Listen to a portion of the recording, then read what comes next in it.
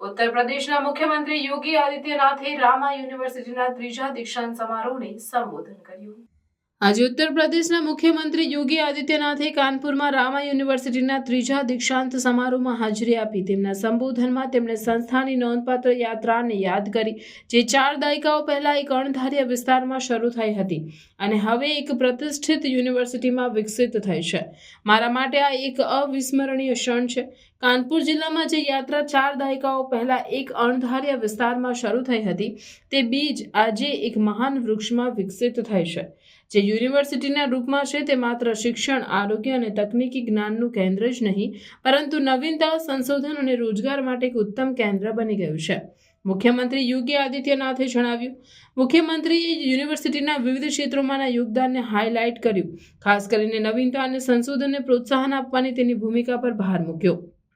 તેમણે ગુણવત્તાયુક્ત શિક્ષણ પ્રદાન કરવા અને રોજગારી માટે તકો સર્જવા માટે સંસ્થાની પ્રતિબદ્ધતાની પ્રશંસા કરી। રામા યુનિવર્સિટીએ શિક્ષણના ક્ષેત્રમાં એક માપદંડ સ્થાપિત કર્યો છે અને ઘણા આશાવાન વિદ્યાર્થીઓ માટે આશાની કિરણ બની છે, તેમણે ઉમેર્યું।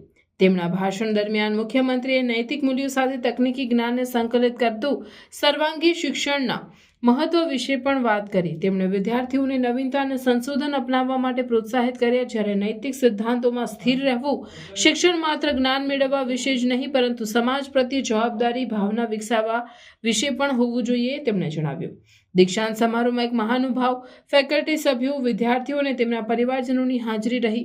સ્નાતક વિદ્યાર્થીઓને ડિગ્રી આપવામાં આવી અને શૈક્ષણિક અને સહાય કાર્યમાં શ્રેષ્ઠતા હાંસલ કરનારા અનેક વિદ્યાર્થીઓને પુરસ્કૃત કરવામાં આવ્યા। આ કાર્યક્રમનું સમાપન વિદ્યાર્થીઓ દ્વારા યુનિવર્સિટીએ આપેલા મૂલ્યો અને સિદ્ધાંતોને જાળવવાની અને સમાજમાં સકારાત્મક યોગદાન આપવાની પ્રતિજ્ઞા સાથે થયો।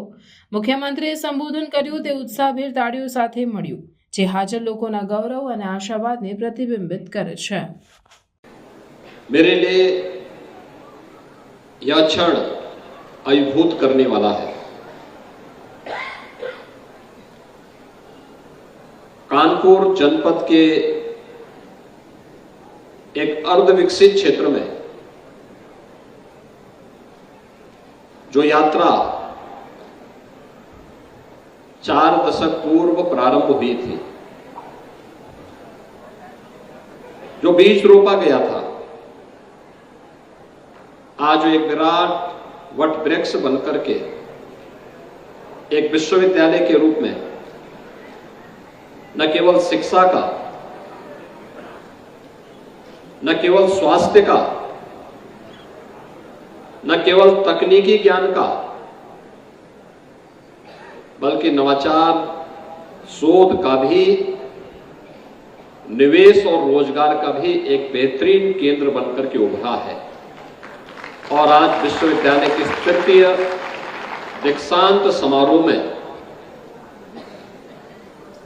आपके इस भव्य आयोजन के साथ मुझे जुड़ने का अवसर प्राप्त हुआ है।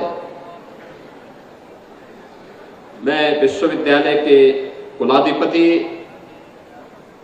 निदेशक, कुलपति और विश्वविद्यालय परिवार के प्रति सबसे पहले हृदय से धन्यवाद देते हुए उपाधि प्राप्त करने वाले सभी छात्र छात्राओं को हृदय से बधाई देता हूं, उनके उज्जवल भविष्य के प्रति अपनी शुभकामनाएं देता हूं।